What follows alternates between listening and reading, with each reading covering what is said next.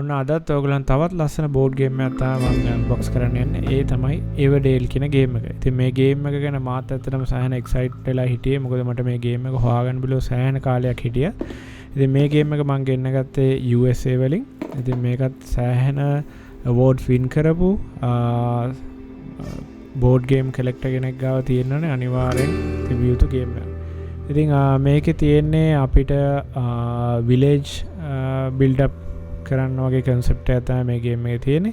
ඒ ඔයගොල්ලන්ට පේනවා මේක 1 to 4 players ලා play කරන්න පුළුවන්. ඒජ් එක 10න් plus තමයි තියෙන්නේ. සාමාන්‍යයෙන් average game duration එක විනාඩි 40ත් විනාඩි 80ක්. ඒ කියන්නේ පැය එකමාරක් අතර යනවා. මේක තමයි ස්පෙෂල් එකක් තියෙනවා. මේ බෝඩ් ගේම් එකේ පොඩි tree එකක් තියෙනවා අපිට physically construct කරන්න. ඒකත් හදන්න අනිවාර්ය නැහැ. නමුත් ඒකේ හදලා තමයි ඒකේ design එක ඇවිල්ලා තියෙන්නේ. මෙතන තියෙනවා මේකේ මොනවද ඇවිල්ලා තියෙන components ටික කියලා. ඉතින් ඔයගොල්ලන්ට පේනවා මේක ෆීල් බොක්ස් එකක්. ඒ වගේ මෙතන ඔයගොල්ලන්ට මම කලින් කිව්වා වගේ මේ ගේම් එක වින් කරපු අවෝඩ්ස් ටික ඔක්කොම දාලා තියෙනවා. සෑහෙන ගේම් කම්පිටිෂන් වලින් මේක වින් කරපු ගේම් එකක්. මේක ඇත්තටම මාරම ලස්සන ග්‍රැෆික්ස් තියෙන ගේම් එකක් වගේම ස්ටාලින් කියන ගේම් ඩෙවලොප්මන්ට් කම්පැනි එකෙන් තමයි මේක ඩෙවලොප් කරලා පබ්ලිෂ් කරලා තියෙන්නේ. ඉතින් අපි යමු දැන් මේක අන්බොක්ස් කරගන්න.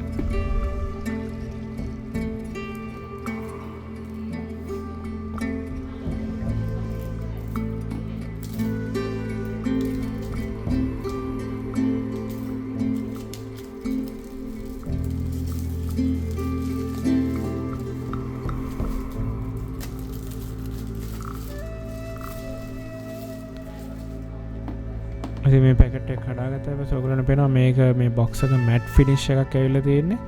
ඒකෙත් නිකන් අමුතු රිච් ලුක් එකක් ඇවිල්ලා තියෙනවා මේ බොක්ස් එකට. ඉතින් ගොඩක් මේ බෝඩ් ගේම්ස් වල මැට් ෆිනිෂ් එක මම දැකලා තියෙනවා. සහ ස්පෙෂලි මේ ග්‍රැෆික්ස් මාරම ලස්සනයි. ඒක නිකන් අපිව ඉමේජිනරි වර්ල්ඩ් එකකට එක්කන් යනවා වගේ ෆීලිං එකක් තමයි තියෙන්නේ.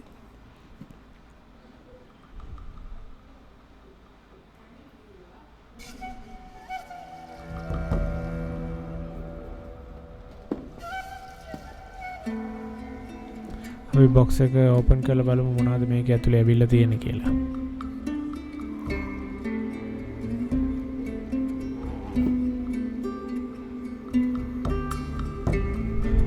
ඕකේ බොක්ස් එක ඇතුලේ ලස්සන ග්‍රීන් කලර් එකක් තියෙන්නේ. ඊට පස්සේ මෙන්න මේ වගේ බුක්ලට්ස් එකක් ඇවිල්ලා තියෙනවා. මේකේ මම හිතන්නේ මේ ගේම් එක ඩෙවලොප් කරපු ඩෙවලොපර්ගේ තව තියෙන ගේම්ස් මොනවාද සහ එවර්ඩේල් එක්ස්පැන්ෂන්ස් ගොඩාක් තියෙනවා ඇවිල්ලා. මේක අර මම ඔයගොල්ලන්ට කිව්වා වගේ 1 to 4 players වලට උනාට තව අපිට එක්ස්පැන්ෂන් ස්ලොට්ස් තියෙනවා. වෙනම ස්ටෑන්ඩ් අලෝන් versions තියෙනවා. ඉතින් ඒ ඔක්කොම විස්තර ටික මේකේ ලස්සනට තියෙනවා.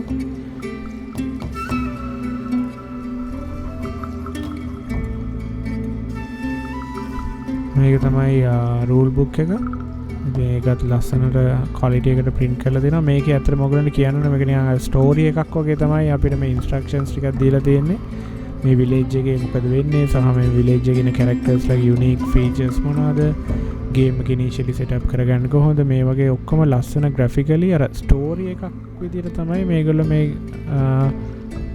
ඉන්ස්ට්‍රක්ෂන් බුක් එකේ ඩිස්ප්ලේ කරලා තියෙන්නේ.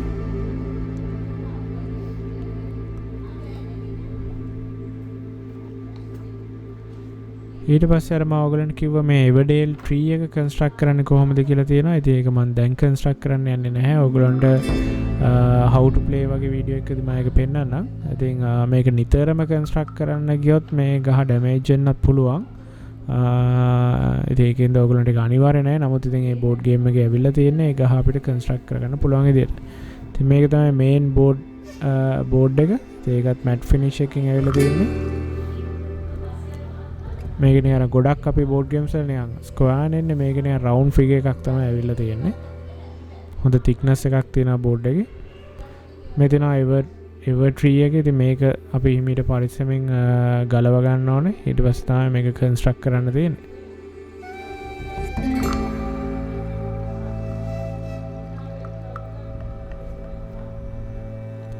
මේත් ට්‍රී එකේම තව කම්පෝනන්ට්ස් ටිකක්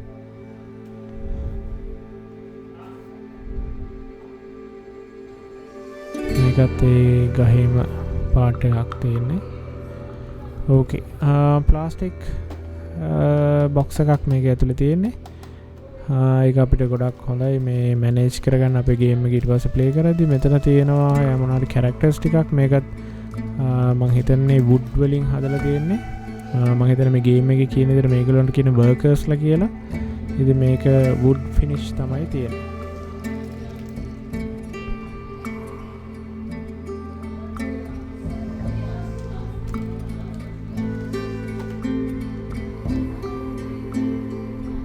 ඊටසේ මේක අර සිංගල් ප්ලේ කරනවා නම් අපිට යූස් කරන්න ඕනේ මේ කැටේ. ඉතින් ඒක සාමාන්‍යයෙන් දෙන්නෙක් විතර ප්ලේ කරන්න අවශ්‍ය නැහැ. නමුත් සිංගල් ප්ලේ යූස් කරනවා නම් අපිට මේ කැටේ අවශ්‍ය වෙනවා. ඒක ඒකනේ අමුතු ෂේප් කැටයක්.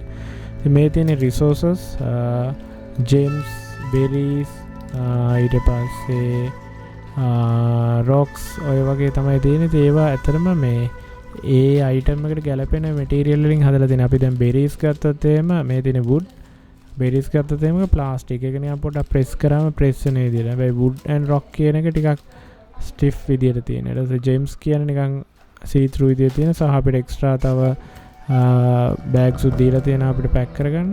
ඊට පස්සේ මෙන්න මේ එවඩෙල් එකේ අපිට අවශ්‍ය වෙන කාඩ්ස් එකක්. අපි ගලවලා බලමු මේකත් කොයි වගේද කියලා.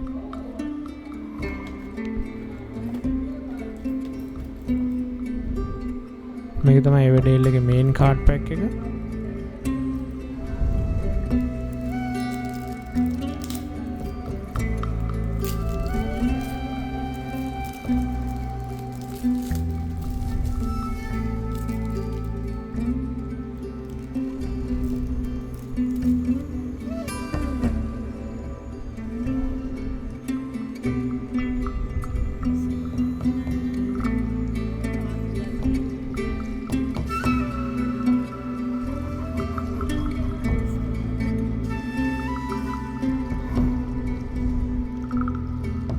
ඕකේ මේකට ලොකු කාඩ් පැක් එකක් තියෙනවා. ඉතින් මේ කාඩ් වල print quality එකයි material එකයි මේකේ මේ images උයි මේ graphics නම් මාරම ලස්සනයි.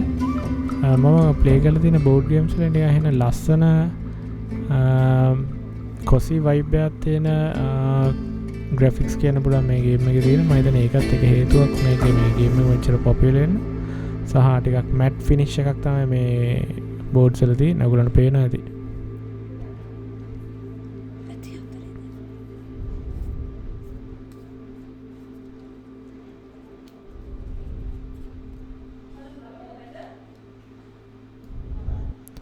බොක්ස් එක ඕපන් කරලා බලමු. ඇතුලේ තාම මොකුත් විශේෂ දේවල් නැහැ. මේ ටික තමයි තියෙන්නේ.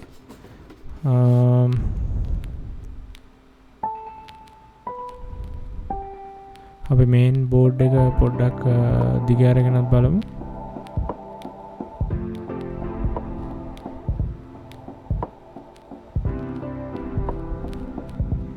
ඒක සිංගල් සයිඩ් බෝඩ් එක. අර මම ඔයගලන්ට කලින් කිව්වා වගේ මේක ටිකක් රවුන්ඩ් ෂේප් එකක් තමයි ඇවිල්ලා තියෙන්නේ. අපි සාමාන්‍ය බෝඩ් ගේම්ස් වල ටිකක් හතරස් වෙන කොටක් දකින්න. මේක එහෙම නෙමෙයි.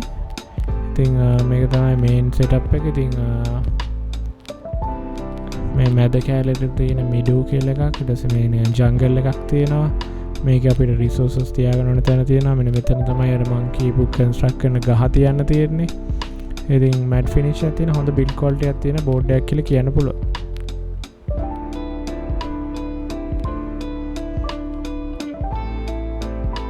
මේකේ මෙතන ඉංග්‍රීසි version කියලා තියෙනවා. ඒ කියන්නේ මේකේ ගොඩක් වෙන languages වලත් ඇවිල්ලා ඇති. ඉතින් මේ අතරම මේ cards වල මේකේ overall මේකේ මේ images මාරම ලස්සනයි. ඉතින් ඕක තමයි මගේ unboxing experience එක. එහෙනම් තවත් ලස්සන වීඩියෝ එකකින් හම්බෙමු. bye bye.